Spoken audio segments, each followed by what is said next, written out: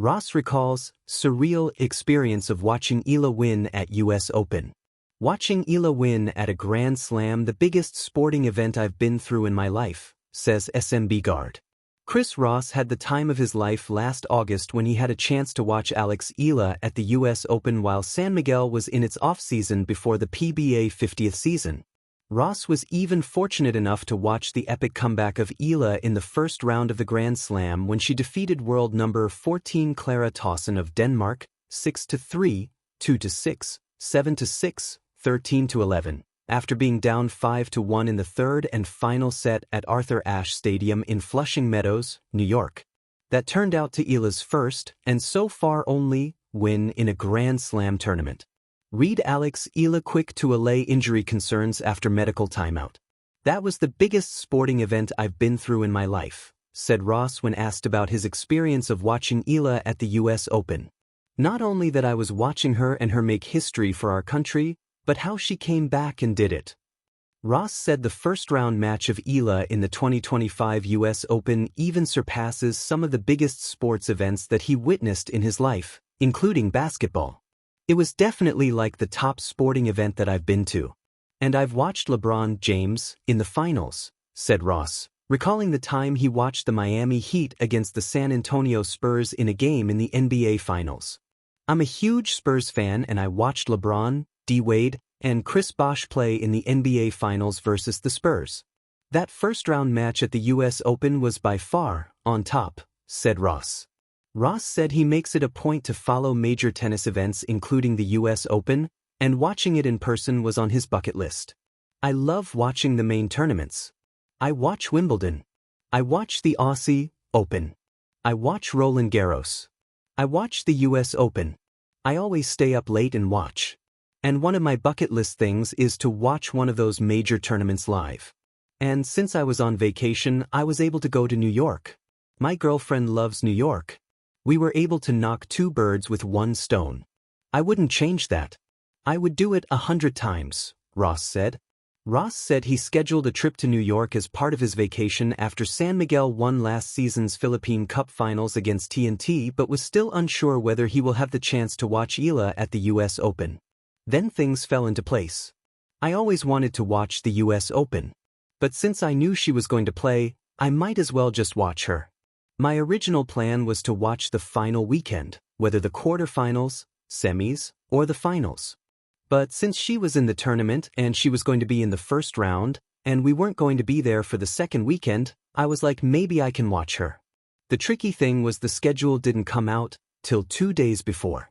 I've already booked my flight to New York, but I didn't know when she is going to play. Luckily, it worked out and we were able to get there early in the afternoon and it was amazing. I don't regret it, said Ross.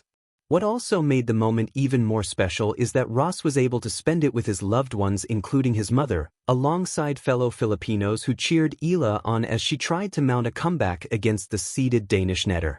I was saying that at the beginning of that match, there was maybe 1,000 people there maybe.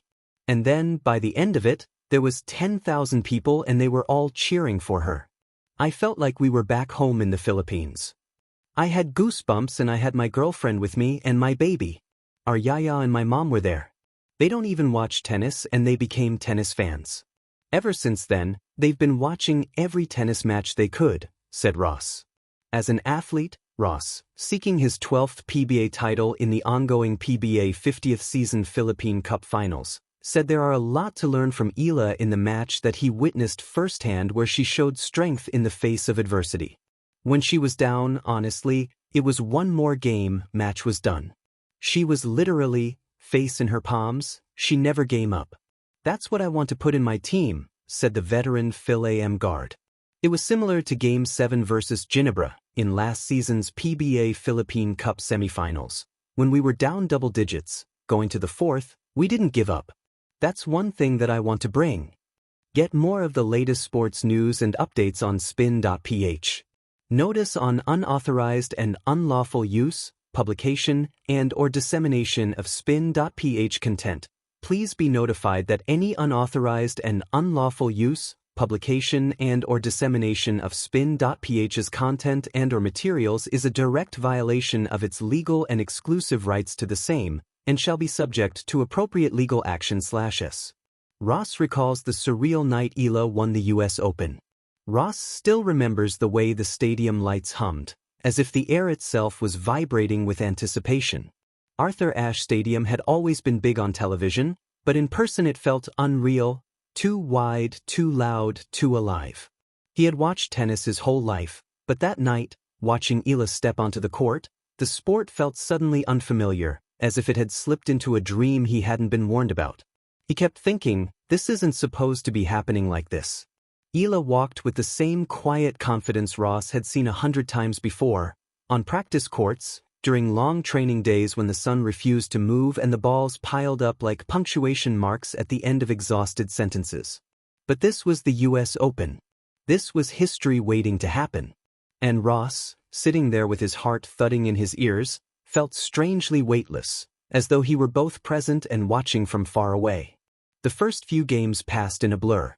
Ross tried to focus on tactics, footwork, shot selection, patterns, but his thoughts kept drifting. He remembered Eala as a younger player, the way she used to chase every ball as if it personally offended her. He remembered losses that hurt more than they should have, and wins that felt too small for the effort they required. None of that seemed to matter now. The past had compressed itself into a single moment, and that moment was unfolding point by point on a court in New York. When Eala won the first set, Ross didn't cheer right away. He just sat there, hands clasped, staring at the scoreboard like it might suddenly correct itself. Around him, people were clapping, talking, filming on their phones. The noise washed over him, but inside, there was only silence. A fragile silence. The kind you don't want to disturb because it might shatter whatever magic is holding things together. Between sets, Ross caught himself smiling for no reason. Not the polite smile you give strangers, but the kind that sneaks up on you when something feels impossibly right. He thought about how many people back home were probably watching, families crowded around screens, kids staying up past bedtime, coaches pausing their own sessions just to see if the impossible could become real. The second set was harder. Momentum shifted, nerves crept in, and the match turned into a test of will. Ross felt every missed shot like a personal ache. He leaned forward, elbows on knees, whispering encouragement that Eala couldn't hear. At one point, he laughed quietly at himself. Here he was, powerless, reduced to hope and breath and belief. But Eala didn't break.